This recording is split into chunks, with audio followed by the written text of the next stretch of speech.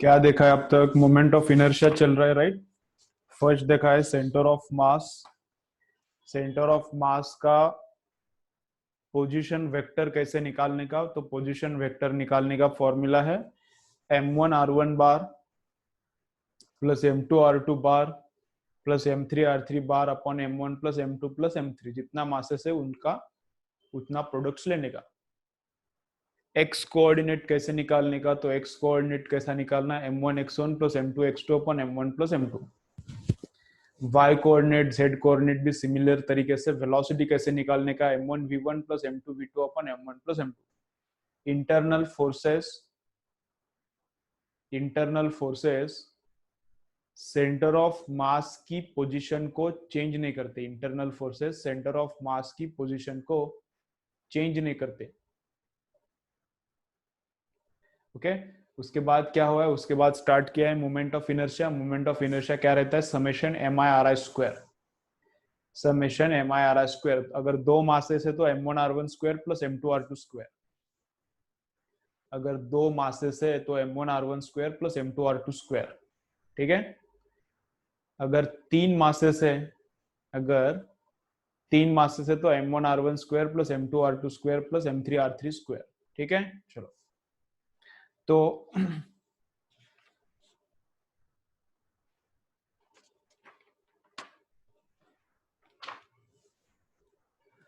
उसके बाद continuous distribution of मास। अगर मास का कंटिन्यूअस डिस्ट्रीब्यूशन है तो भी हो गया, तो क्या रहता है, integration DM, integration of DM R square.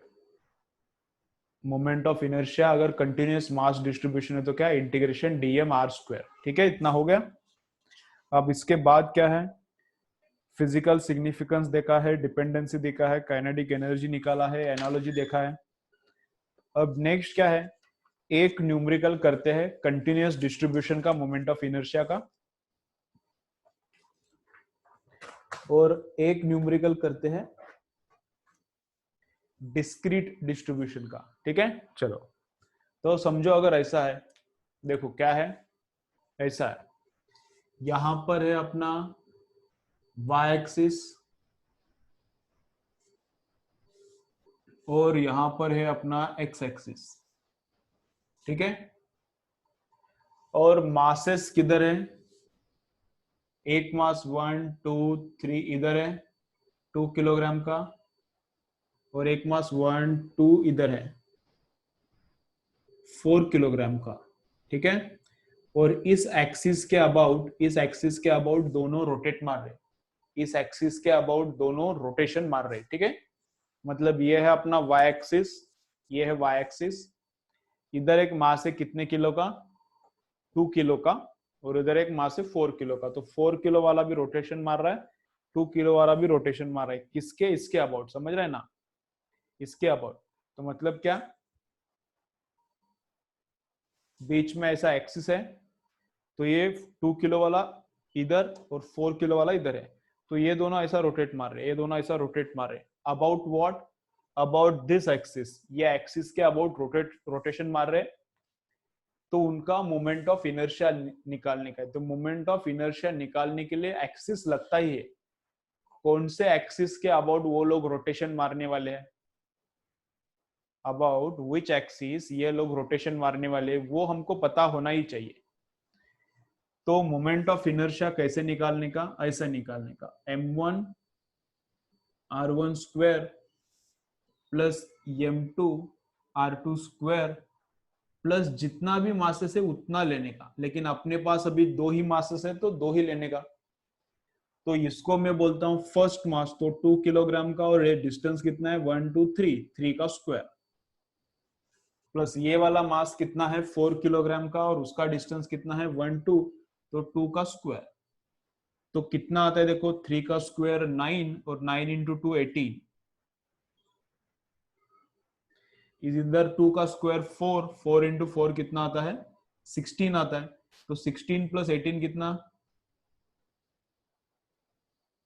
34 kilogram into metre square. क्या आता है moment of inertia, 34 kilogram into metre square. ठीक है। ओके चलो लिख के ले लो, चलो लिखो इसको, 34 kilogram into metre square. Continuous कैसे निकालने का उसका भी एक मैं एग्जांपल लेता हूं, पहले ये वाला लिखो, उसके बाद कंटिन्यूस का देखेंगे।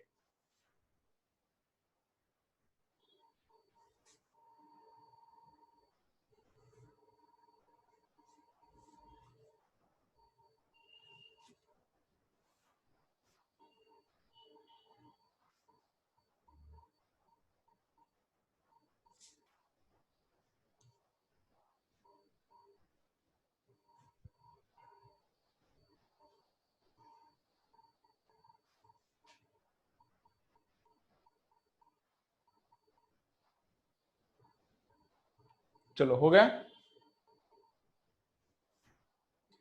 हो गया, ओके। चलो अभी नेक्स्ट क्या करने का, नेक्स्ट क्या करने का देखो।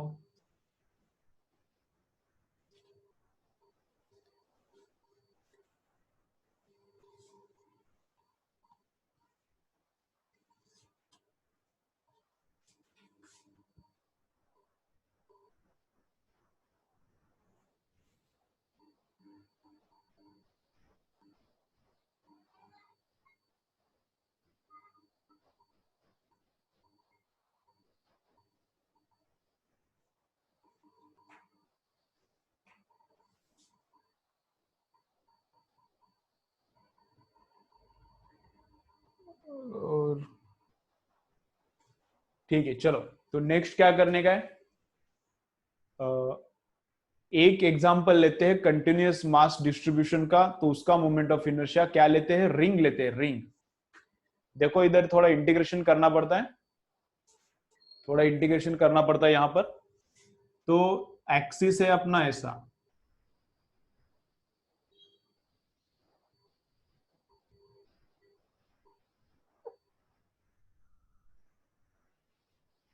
एक्सिस है अपना ऐसा, ठीक है।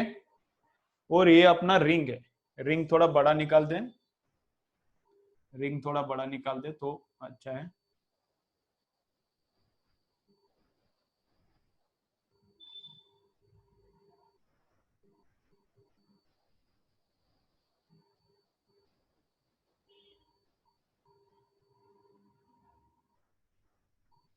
तो रिंग है अपना ऐसा, ठीक है। ये है सेंटर, सेंटर में से एक्सिस जा रहा है, ये अपना रिंग है। रिंग मतलब क्या, बैंगल जैसा रिंग है, बैंगल रहता ना हाथ में डालने का, वो लड़की लोग डालता है हाथ में, वो बैंगल जैसा है रिंग अपना, ठीक है। तो कुछ लड़के लोग भी हाथ में डालते हैं बैंगल्स अभी, तो देखो किसके पास है किसके पास नहीं है। तो ऐसा रिंग है, रिंग ऐसा। तो रिंग के बीच में से अपना जा रहा है एक्सिस, ऐ रिंग के बीच में से एक्सिस जा रहा है। तो यहाँ पर कितने मासेस है, तो कितने मासेस है अपने पास, छोटा छोटा मास अगर मैंने कंसिडर किया, इधर छोटा मास, इधर छोटा मास, इधर छोटा मास, तो ऐसा कंटिन्यूअस मास डिस्ट्रीब्यूशन है। जो पिछला डायग्राम था, लास्ट डायग्राम, उसमें क्या था, एक 2 किलोग्राम का मास बैठा था 3 डिस्टेंस पे, एक 4 किलोग्राम का बैठा था 2 डिस्टेंस पे। तो कंटिन्यूअस डिस्ट्रीब्यूशन नहीं था, दो जगह पर ही मास था। यहाँ पर देखो मास किधर है, हर एक जगह पर मास है, ये रिंग पे हर एक जगह पे, रिंग अगर ऐसा है, रिंग अगर ऐसा है, तो रिंग पे हर एक जगह पर क्या है, रिंग पर हर एक जगह पर मास है। तो इसको बोलते हैं कंटिन्यूअस डिस्ट्रीब्यूशन। तो कैसा करने का देखो, तो रिंग को क्या किया, ऐसा में थोड़ा रिंग, रिंग का डायग्राम ऐसा निकाल दे थोड़ा, देखो रिंग का डायग्राम ऐसा निकाल दे, और एक्सिस इधर से जा रहा है, समझ रहे हैं ना। यही रिंग को हम लोग अगर ऊपर से देखेंगे तो रिंग ऐसा दिखेगा, बराबर सर्कुलर, यही रिंग है। लेकिन रिंग को अगर हम लोग ऊपर से देखेंगे तो कैसा दिखेगा, बराबर सर्कुलर दिखेगा। तो ये है अपना सर्कुलर रिंग, तो ये है सर्कुलर रिंग, ठीक है। एक्सिस कैसा जा रहा है, एक्सिस ऐसा जा रहा है, देखो ऐसा पस अंदर जा रहा है एक्सिस ऐसा। ये पेन मतलब एक्सिस है, पेन मतलब एक्सिस है, समझ रहे हैं ना। तो पेन दिख रहेगा तुमको, नहीं ऐसा किया तो दिखता है, लेकिन ऐसा किया तो पेन दिख रहा है क्या, नहीं, एक डॉट दिख रहा है।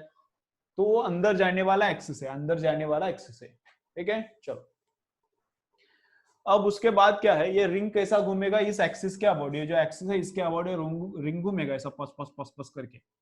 तो क्या फाइंड आउट करना है हम लोगों को? आई फाइंड आउट करना है, मोमेंट ऑफ इनर्शिया। क्या फाइंड आउट करना है? आई। तो आई का पहला वाला फॉर्मूला क्या है? आई का फर्स्ट फॉर्मूला है एम आर स्क्वायर का समेशन, और दूसरा क्या है? डीएम इंटू आर स्क्वायर का integration. DM into R square का इंटीग्रेशन। तो इस रिंग को क्या करने का, देखो एक ही इंटीग्रेशन क्या करने वाला हूं मैं, बाकी सब मैं डायरेक्ट फॉर्मूले बताता हूँ, डायरेक्ट फॉर्मूला रट्टा मारने का। लेकिन कुछ न्यूमेरिकल्स ऐसे आते हैं, नीट में भी आते हैं, जेई में भी आते हैं, कम आते हैं लेकिन आते हैं। ये डिफिकल्ट वाला न्यूमेरिकल रहता है ऐसा, उसमें moment of inertia find out करने का रहता है। उन न्यूमेरिकल्स में moment of inertia find out करने का रहता है बाय यूजिंग ये इंटीग्रेशन का फॉर्मूला। तो ऐसा नहीं कि न्यूमेरिकल आता ही नहीं, ये न्यूमेरिकल्स आते हैं। तो एक मैं बताता हूं क्योंकि डिफिकल्ट है और रेयरली आता है न्यूमेरिकल्स, तो एक बताता हूं, बाकी कैसे करने का इससे तुम लोग समझ लो। ठीक है, चलो देखो फिर एकदम फुल कंसंट्रेशन से देखो। तो मोमेंट ऑफ इनर्शिया निकालना है और अपना एक्सिस कैसा जा रहा है ऐसा। तो इधर का मैं एक छोटा टुकड़ा लेता हूं। रिंग को क्या करने का, रिंग को ऐसा cut cut cut cut chopping करने का, कट करने का, रिंग के टुकड़े करने का। कितने टुकड़े करने का? रिंग के इनफाइनाइट टुकड़े करने का। ऐसा cut cut cut cut cut cut cut cut cut cut ऐसा कट कट करके रिंग के टुकड़े करने का। कितने? इनफाइनाइट। तो हर एक टुकड़ा, हर एक छोटा मास है ऐसा पकड़ने का। हर एक टुकड़ा, हर एक पीस एक छोटा मास है ऐसा एज्यूम करो।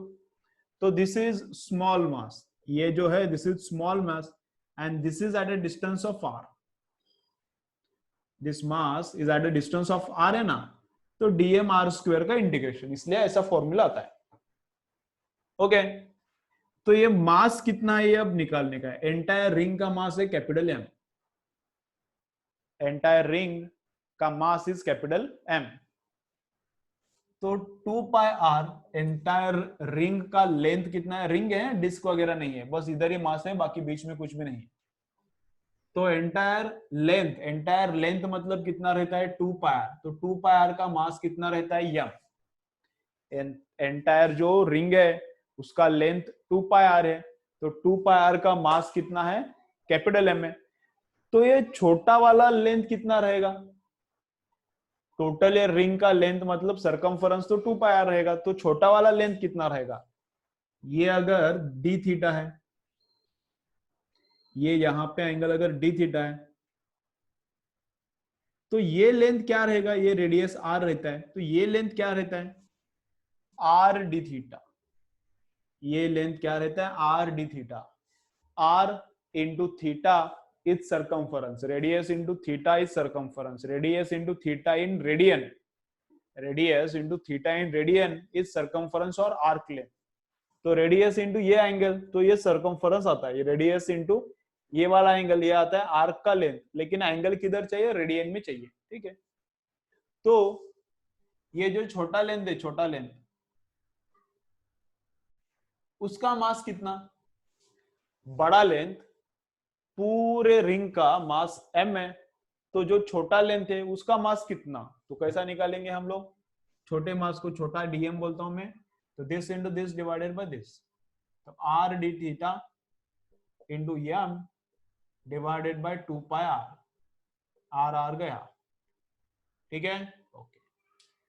ये डीएम जो है इसमें डालो अभी, ये जो डीएम आया उधर डालो। तो इंटीग्रेशन ऑफ डीएम कितना है? M D theta upon 2 pi, M D theta upon 2 pi into R square. ठीक है, तो इधर वेरिएबल क्या है? यही इधर वेरिएबल क्या है? जो डी के पास में रहता है वो वेरिएबल रहता है। तो डी के पास में थीटा है, थीटा अपना वेरिएबल है। डी के पास में जो भी रहता है वो क्या रहता है? वेरिएबल। तो अपना क्या है? थीटा वेरिएबल है।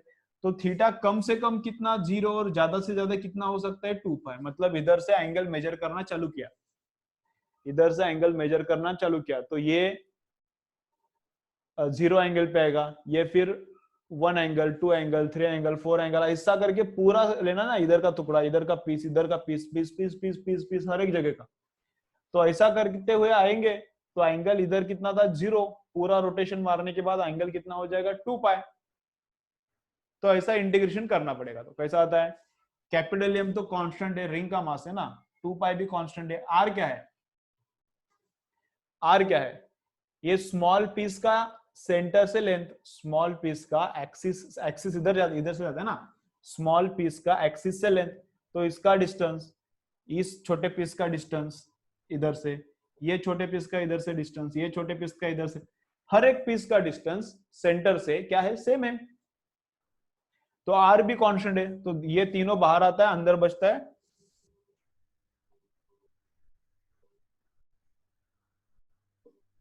तो अंदर क्या बचता है, इंटीग्रेशन डी थीटा 0 to 2 पाई। बाहर सब आता है जो कांस्टेंट है वो, अंदर बचता है integration D theta 0 to 2 pi. अब डी थीटा का इंटीग्रेशन कितना आता है, आई डी थीटा का इंटीग्रेशन कितना आता है, थीटा आता है, तो M R square upon 2 pi into ये थीटा आता है। लिमिट्स डालने के बाद 2 पाई माइनस 0, तो 2 पाई माइनस 0 आता है इधर। थीटा इंटीग्रेशन और लिमिट्स डालने का, तो ऊपर का लिमिट माइनस नीचे का, तो ये 2 पाई आता है, इनका सब्ट्रैक्शन, नीचे भी 2 पाई कैंसिल, तो आंसर कितना आता है ये। तो रिंग का मोमेंट ऑफ इनर्शिया कितना है, रिंग का मोमेंट ऑफ इनर्शिया है एम आर स्क्वायर। तो एक इंटीग्रेशन से भी बताया, कंटिन्यूअस वाले का कैसा करने का, अगर 2 मासेस है तो कैसा करने का वो भी बताया। ठीक है, ये वाला थोड़ा डिफिकल्ट रहता है, सोचना पड़ता है, इसमें इंटीग्रेशन भी समझ में चाहिए, थोड़ा दिमाग भी लगता है इधर। ये समझा है तो अच्छा है, नहीं समझा तो इतना टेंशन मत लो, इस पे ज्यादा न्यूमेरिकल्स नहीं आते, एक आध आ सकता है। ओके, 2-3 साल में एक न्यूमेरिकल आ सकता है इस पे, तो इतना नहीं समझ रहा तो ज्यादा टेंशन मत लो, लेकिन समझ रहा है तो अच्छी बात है, थोड़ा डिफिकल्ट है ये। ओके चलो फटाफट लिख के ले लो, अभी नेक्स्ट देखते हैं।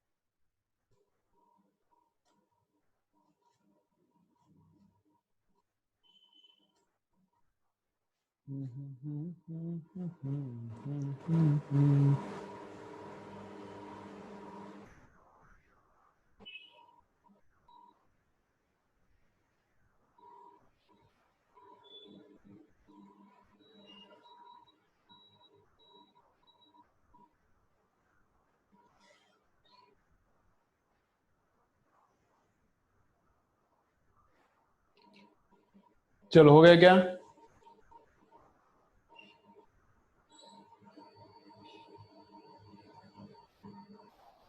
हाँ वैसा हो सकता है ना, थोड़ा डिफिकल्ट है प्रॉब्लम, तो मैं जब एक्सप्लेन करता हूँ समझता है लेकिन करने को नहीं आता, वैसा हो सकता है। तो इस पे ज्यादा मार्क्स डिपेंडेंट नहीं है, इसलिए इस पे मैं ज्यादा टाइम नहीं खर्च करता। ओके, इस पे कभी कभी क्या होता है, मैं जब बताता हूँ तब पूरा अच्छे से समझता है, लेकिन घर पे करते वक्त नहीं आता, ऐसा हो सकता है। अब इस पे ज्यादा मार्क्स डिपेंडेंट नहीं रहता, ये डिफिकल्ट भी रहता है, तो इसलिए इस पे मैं ज्यादा टाइम खर्च भी नहीं करता। किन लोगों को इस पे फोकस करना चाहिए वो भी मैं हमेशा बताता हूँ।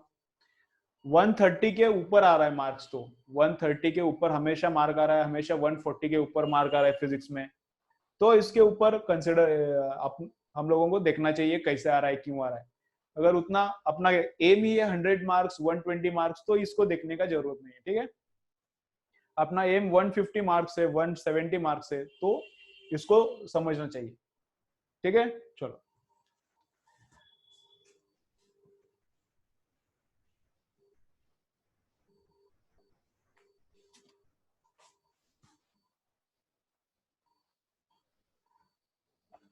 कुछ कुछ चैप्टर में एक आध कंसेप्ट डिफिकल्ट रहता है, कुछ चैप्टर्स में एक आध कंसेप्ट डिफिकल्ट रहता है, तो उसको छोड़ दिया तो चलता है। अपना एम क्या है ये पहले ध्यान में रखो। अपना एम फिजिक्स में 180 मार्क्स स्कोर करना नहीं है। 180 मार्क्स वाले बहुत कम बच्चे रहते हैं। तो अपना एम क्या है, 120 आना चाहिए, 120 130। एमबीबीएस क्लियर होने के लिए कितना आना चाहिए, 120 130 आया तो भी अच्छा स्कोर है, और इधर 70 आया तो भी बहुत अच्छा स्कोर है। 70 60 आया तो भी, जेई में 70 60 का स्कोर आया तो भी बहुत अच्छा है, ठीक है, तो भी एकदम अच्छा कॉलेज मिल सकता है। तो जिनको इससे ज्यादा स्कोर करना है कोई प्रॉब्लम नहीं, ऐसा वाला न्यूमेरिकल्स करो, लेकिन जिनको इधर तक ही एम है, तो मेन अपना एम क्या है, जितना आता है उसका प्रैक्टिस सुपर होना चाहिए। जितना आता है उसका प्रैक्टिस सुपर होना चाहिए। तो कुछ बच्चे क्या करते हैं, ऑल चैप्टर्स एकदम अच्छे से प्रिपेयर करते हैं, लेकिन मार्क्स आता है 50। फिजिक्स में सब चैप्टर्स एकदम अच्छे से करते हैं, सब चैप्टर्स एकदम देख देख के हर एक का थ्योरी पढ़ेंगे, और मार्क्स कितना आता है, ओवरऑल 50। तुम लोग 6-7 चैप्टर भी छोड़ दिए तो भी चलता है। फिजिक्स के 6-7 चैप्टर छोड़ा तो भी कोई प्रॉब्लम नहीं आता, छोटे छोटे मार्क्स वो वेटेज देके। 6-7 चैप्टर्स अगर स्किप किया तो भी 120 130 का आराम से स्कोर होता है, लेकिन बाकी के चैप्टर अच्छे से करने का। अब इतने में कभी रिकमेंड नहीं करता इतने स्किप करो, एक आध चैप्टर छोड़ दिया, एक आध 2 चैप्टर छोड़ा है, और कुछ चैप्टर्स का कुछ कंसेप्ट छोड़ दिया तो चलता है, ठीक है। चलो, तो ये ध्यान रखो, अपना एम क्या है 120, ये बेसिक एम है सब लोगों का। और जिनको ज्यादा स्कोर करना है, एक वो कम बच्चे, वैसे 2-3 बच्चे होंगे कि जिनको 140 130 140 150 के आसपास स्कोर करना है, वो वाले कम है, ठीक है। चलो, तो क्या देखना है अभी, कितना टाइम हो गया, क्या देखना है, चलो आगे का देखते हैं, radius of gyration. Next concept start करते हैं, radius of gyration. Next concept क्या करते हैं, रेडियस ऑफ गायरेशन। चलो लिखो next concept, radius of gyration.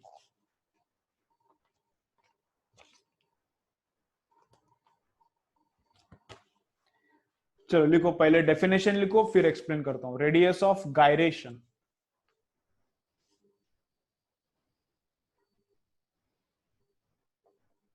Radius of gyration, it gives measure of distribution of mass. लिखो, it gives measure of distribution of mass, it gives measure of distribution of mass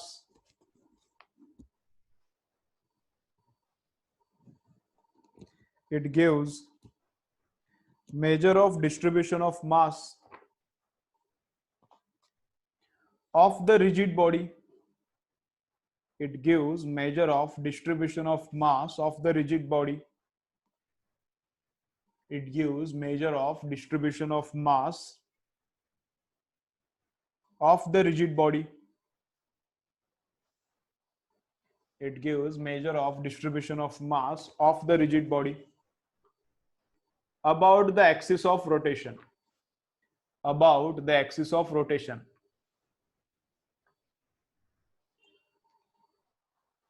About the axis of rotation. Radius of gyration कैसा निकालने का हो गया, about the axis of rotation. Radius of gyration का formula क्या है, उसका formula रहता है M K square is equal to moment of inertia. इसका फॉर्मूला क्या रहता है, एम के स्क्वायर, के मतलब रेडियस ऑफ गायरेशन है, M K square is equal to moment of inertia. तो के स्क्वायर को क्या लिखते हैं, आई अपॉन मास, और के को क्या लिखते हैं, root of I upon mass. K is radius of gyration, के को क्या लिखते हैं, root of I upon m। तो जो भी ऑब्जेक्ट दिया है, समझो पेन, पेन का रेडियस ऑफ गायरेशन निकालना है तो कैसा निकालने का? पेन का अगर रेडियस ऑफ गायरेशन निकालना है तो कैसा निकालने का? पेन का मोमेंट ऑफ इनर्शिया, अगर पेन इस एक्सिस के अबाउट रोटेट हो रहा है, ये जो एक्सिस है इसके अबाउट अगर पेन रोटेट हो रहा है, तो जो भी इस एक्सिस के अबाउट मोमेंट ऑफ इनर्शिया आता है वो डालने का इधर, पेन का जो भी मास है इधर डालने का। तो moment of inertia upon mass का जो रूट आता है वो क्या आता है? इस पेन का radius of gyration about this axis. हर एक एक्सिस के अबाउट मोमेंट ऑफ इनर्शिया अलग रहता है, हर एक एक्सिस के अबाउट रेडियस ऑफ गायरेशन भी अलग रहता है। रेडियस ऑफ गायरेशन क्या इंडिकेट करता है? रेडियस ऑफ गायरेशन क्या इंडिकेट करता है? जो भी मास है, रेडियस ऑफ गायरेशन क्या इंडिकेट करता है? जो भी मास है वो एक्सिस से कितने दूर तक फैला हुआ है। रेडियस ऑफ गायरेशन क्या इंडिकेट करता है? जो भी मास है अपना, वो एक्सिस की जिसके अबाउट रोटेशन होने वाला है या फिर हो रहा है। रेडियस ऑफ गायरेशन क्या इंडिकेट करता है? जो भी अपना एक्सिस है उसके अबाउट वो मास कितना फैला हुआ है। अगर बहुत ज्यादा दूर है एक्सिस से मास तो रेडियस ऑफ गायरेशन बड़ा आता है। अगर मास बहुत फैला हुआ है, बहुत दूर तक गया है from the axis of rotation, तो रेडियस ऑफ गायरेशन बड़ा आता है। अगर एक्सिस के पास में है मास, जो भी मास है एक्सिस के पास में है, तो रेडियस ऑफ गायरेशन छोटा आता है। तो देखो कैसा एग्जांपल, देखो कैसा है।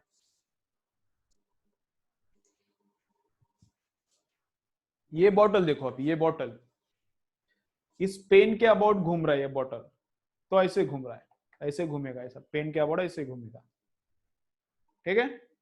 तो पेन से ये मास दूर तक फैला है, पेन से ये बॉटल का मास दूर तक फैला हुआ है। तो पेन का नहीं, बॉटल का मोमेंट ऑफ इनर्शिया भी मोर रहेगा और बॉटल का रेडियस ऑफ गायरेशन भी मोर रहेगा। पेन ऐसा है और पेन के अबाउट ऐसा बॉटल घूम रहा है, तो बॉटल का मोमेंट ऑफ इनर्शिया भी ज्यादा रहेगा क्योंकि मास दूर गया है एक्सिस से, और रेडियस ऑफ गायरेशन भी ज्यादा। एक्सिस से दूर अगर मास फैला है तो more moment of inertia and more radius of gyration. अगर एक्सिस से बीच में से जाता है, समझो ऐसा,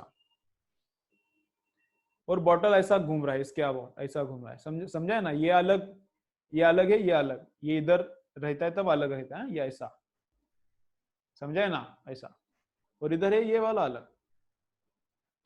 अगर एक्सिस इधर है तो इधर से मास थोड़ा ही दूर है, इधर से इधर भी मास थोड़ा ही दूर है।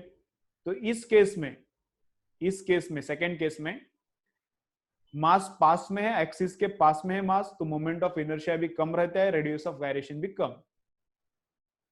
एक्सिस इधर गया तो एक्सिस से मास बहुत दूर है, तो इस केस में मोमेंट ऑफ इनर्शिया भी मोर रहता है, रेडियस ऑफ गायरेशन भी मोर रहता है। क्लियर? रेडियस ऑफ गायरेशन का फिजिकल सिग्निफिकेंस कैसा है, क्या है, समझ गया? थोड़ा तो कमेंट करो जरा। रेडियस ऑफ गायरेशन का क्या कंसेप्ट है, समझा थोड़ा थोड़ा तो? ठीक है। तो जितना मास एक्सिस से दूर फैला है, जितना मास एक्सिस से दूर दूर तक फैला है, उतना more moment of inertia, more radius of gyration. जितना एक्सिस के पास है उतना less moment of inertia, less radius of gyration. Okay, चलो तो डेफिनेशन हुआ, फॉर्मूला लिखो, फिर फिजिकल सिग्निफिकेंस लिखते हैं। चलो फॉर्मूला लिखो फटाफट।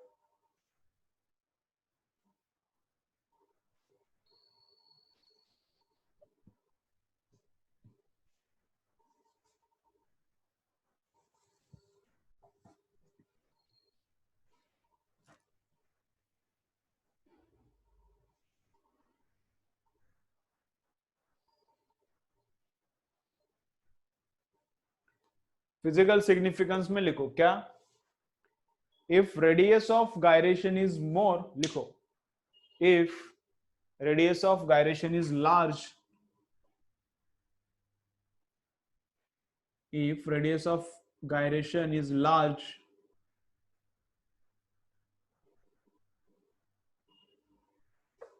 if radius of gyration is large, then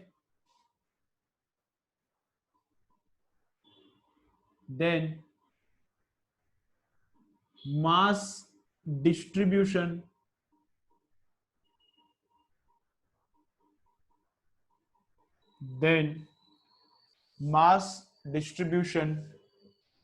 is away from the axis. If radius of gyration is large, then mass distribution is away from the axis. ठीक है? ओके. नेक्स्ट पॉइंट लिखो dependency. Next point लिखो dependency, मतलब ये radius of gyration किस किस पे dependent है. तो बस मास से डिवाइड किया है, मोमेंट ऑफ इनर्शिया को मास से डिवाइड किया. तो मोमेंट ऑफ इनर्शिया किस किस पे डिपेंडेंट था? सदमा पे, SSDMA. मोमेंट ऑफ इनर्शिया इस पे डिपेंडेंट था ना. अभी मास से डिवाइड किया तो मास जाएगा, बाकी सब रहेगा. मास से डिवाइड किया तो इसमें से मास जाएगा तो बाकी सब रहेगा ना. तो रेडियस ऑफ गायरेशन डिपेंडेंट है size, shape, distribution of mass and axis. Mass पे नहीं, डिस्ट्रीब्यूशन ऑफ मास अलग और मास अलग. मास मतलब टोटल मास कितना है, और डिस्ट्रीब्यूशन ऑफ मास मतलब मास कितना दूर तक फैला हुआ है. ठीक है. एक छोटा रिंग लिया और एक बड़ा रिंग लिया, छोटा रिंग लिया और बड़ा रिंग लिया. तो रेडियस ऑफ गायरेशन दोनों का किस पे डिपेंडेंट है?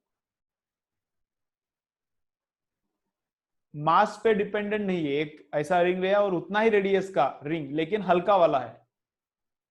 एक रिंग लिया और दूसरा रिंग लिया, दोनों रिंग का रेडियस सेम है, लेकिन मास इसका कम है, इसका मास ज्यादा है, लेकिन दोनों का रेडियस ऑफ गायरेशन क्या रहेगा? सेम. मास पे डिपेंडेंट है क्या? नहीं. मास कम ज्यादा है कुछ नहीं, रेडियस दोनों का सेम है, तो रेडियस ऑफ गायरेशन भी सेम आएगा. मास पे डिपेंडेंट नहीं है. चलो डिपेंडेंसी लिखो. सदा, इधर क्या रहता है? सदमा नहीं, सदा, SSDA. ओके. चलो नेक्स्ट क्या है देखो. अभी नेक्स्ट लिखो पैरेलल एक्सिस थ्योरम. चलो नेक्स्ट लिखो काम. नेक्स्ट क्या है?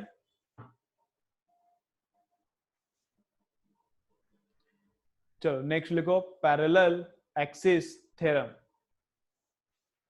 अभी पैरेलल एक्सिस थ्योरम कैसा है? ये कुछ दिखता है क्या? कुछ भी नहीं दिखता, कुछ भी नहीं दिखता. चलो पैरेलल एक्सिस थ्योरम बोलता हूं, मैं ही बोलता हूं, लिखो.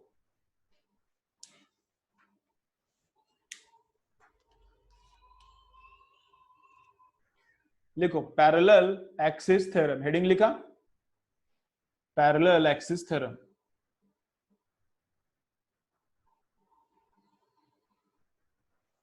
ठीक है, ठीक है, बोलता हूं मैं उदय. Parallel axis theorem. ठीक है. अभी वो क्या फोटो छोड़ो, बोलता हूं फटाफट, टाइम लगेगा उसको. Moment of inertia about any axis. चलो लिखो moment of inertia about any axis. Moment of inertia about any axis